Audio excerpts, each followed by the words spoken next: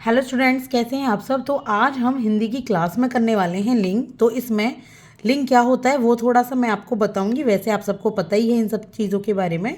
और आप किसी भी एग्ज़ाम की तैयारी कर रहे हैं, चाहे वो एच टेट हो और जहाँ पर भी हिंदी ग्रामर हिंदी व्याकरण आता है, तो यहाँ से आप उसकी तैयारी कर सकते हैं। प्लेलिस्ट अवेलेबल है, आप देख सकते हैं। और भी कई क्लासेस करवा चुकी हूँ, हैंड रिटन नोट्स में भी हैं अवेलेबल और डायरेक्टली बुक से भी हैं।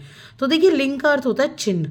लिंग वो वाला चिन्ह होता है जिससे ये पता लगता है कि ये जो शब्द है ये पुरुष के लिए है या स्त्री के लिए है। तो जिससे पुरुष या स्त्री होने का पता चलता है उसको यहाँ पर लिंग कहते हैं। तो हिंदी में जो लिंग है वो यहाँ दो प्रकार के दिए गए हैं, पुल्लिंग और स्त्रीलिंग।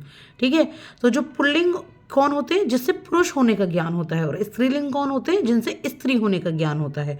तो चलिए अब इन पुल्लिंग और स्त्रीलिंग को थोड़ा सा समझ लेते हैं, एक गो थ्रू करते हैं, सिर्फ एक नज़रों के आगे से निकाल लेते हैं।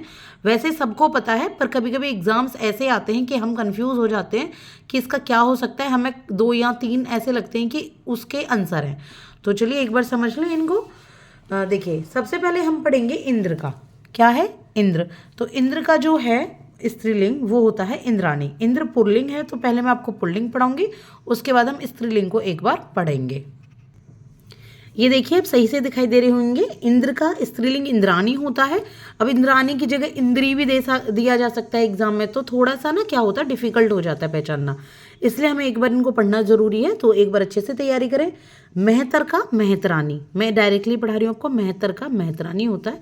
नौकर का नौकरानी, जेठ का जेठानी स्त्रीलिंग है। देवर देवरानी, सेठ सेठानी। पंडित का पंडिताइन, ओझी का ओझाइन, ओझा वगैरह होता है ना, ओझा जो बाबा जी होते हैं। बनिया का बनियाइन, दुबे का दुबाइन, हलवाई का हलवाइन, चौबे का चौबाइन, चौबे जी ऐसे होते हैं ना। गुरु का गुरुआइन। ठीक है। गुरु का यहाँ देखिए गुरुआइन दिया हुआ है। अब गुरु का क्या लगेगा कि क्या हो सकता है, गुरु माँ हो सकता है, गुरु जी हो सकता है। तो सही क्या है यहाँ पे? गुरुआइन। लड़का का लड़की है, दास का दासी, कबूतर का कबूतरी, हिरण का हिरनी, क्षत्रिय का छत्रानी, मुगल का मुगलानी, हिंदू का हिंदुआनी, चौधरी का चौधरानी, और चौधराइन भी होता है। और मैं आपको इससे पहले एक बात बता दूं, देखिए जो बुक बनाने वाले हैं वो भी हम लोगों की तरह इंसान ही है। तो जरूरी नहीं है कि सभी बुक बनाने वाले आपसे ज़्यादा इंटेलिजेंट हो सकता है आपको इनके बारे में अच्छे तरीके से ज़्यादा पता हो। तो अगर आपको कहीं लगे डाउट हो कि ये बुक में यहाँ कुछ गलत प्रिंट है, तो आप अपने जीके के अकॉर्डिंग, अपनी नॉलेज के अकॉर्डिंग उसको अपडेट कर लीजिएगा। ठीक है। वैसे सही है, पर फिर भी कभी कभी हमने कुछ अच्छे से और कहीं पढ़ लिया होता है जिसके लिए हम डेफिनेटली कंफर्म होते हैं, तो वो आप देख सकते हैं। अब हम पढ़ेंगे दास का दासी होता है। दास पुल्लिंग है तो इसकी स्त्रीलिंग दासी है। कबूतर का कबूतरी है। हिरन का हिरनी है। क्षत्रिय का छत्रानी, मुगल का मुगलानी, हिंदू का हिंदुआनी, चौधरी का चौधरानी, भव का भवानी। दोबारा हो गए हैं, कोई बात नहीं। लाला का ललाइन। ठीक है, लाला का ललाइन। अब देख देगा एग्जाम में लाला का स्त्रीलिंग क्या होगा, लाली होगा, लालाई होगा, इस तरीके से देता है। पंडा का पंडाइन, ठाकुर का ठकुराइन, बाबू का बबुआइन, घोड़ा का घोड़ी है, गूंगा का गूंगी है। ये तो बहुत आसान है। ठीक है। बच्चा का बच्ची है, चाचा का चाची है, बकरा का बकरी है, मामा का मामी है, मुर्गा का मुर्गी, साला का साली, चींटा का चींटी, चींटा होता है। ठीक है, चींटी। रस्सा का रस्सी, देव का देवी, ब्राह्मण का ब्रह्मानी, बेटा का बेटी है, बूढ़ा का बुढ़िया है, चूहा का चुईया है, डिब्बा का डिबिया है। इसके बाद गुड्डा का गुड़िया है, कुम्हार का कुम्हारिन है, सुनार का सुनारिन है, नाती का नातिन है। ठीक है। इसके बाद समझेंगे हम आगे। इसके बाद है जुलाहा का जुलाहिन। जुलाहा होता है जो बुनाई करते हैं, जैसे जो चद्दरें खेस वगैरह जो ये चीज़ें बनाते हैं ना, जुलाहिन। दर्जी का दर्जिन, और पापी का पापिन है, हाथी का हथनी है। इसके बाद देखिए, पिता का स्त्रीलिंग माता है, बैल का गाय है, कवि का कवियत्री है। ठीक है। और विधुर का विधवा है। बाप का माँ है। विधुर कौन होते हैं? जिनकी वाइफ गुजर जाती है। विधवा कौन होती है? जिनके हस्बैंड गुजर जाते हैं। बाप का माँ है। बादशाह का बेगम है। नर का मादा होता है, मर्द का औरत होता है। मर्द का अब मर्दानी दे देगा आपको, है ना, एग्जाम में कंफ्यूज करने के लिए। युवक का युवती होता है। वर का वधू है। सम्राट का साम्राज्ञी है, साम्राज्ञी भी हो सकता है यहाँ पे, यहाँ साम्राज्ञी दे रखा है, आकी मात्रा और लग सकती है। साड़ू का साली होता है, साड़ुइन नहीं होता क्योंकि साली के हस्बैंड को साड़ू कहते हैं। फूफा का बुआ है। पुत्र का पुत्री, पहाड़ का पहाड़ी, गोप का गोपी, गधा का गधी, तरुण का तरुणी, नर्तक का नर्तकी होता है। बेटा का बिटिया, अब बेटी भी दे देगा तो बेटी भी सही है, वैसे तो यूँ तो है नहीं, बेटी भी देगा और बिटिया भी देगा, कोई एक ही चीज़ दी जाएगी।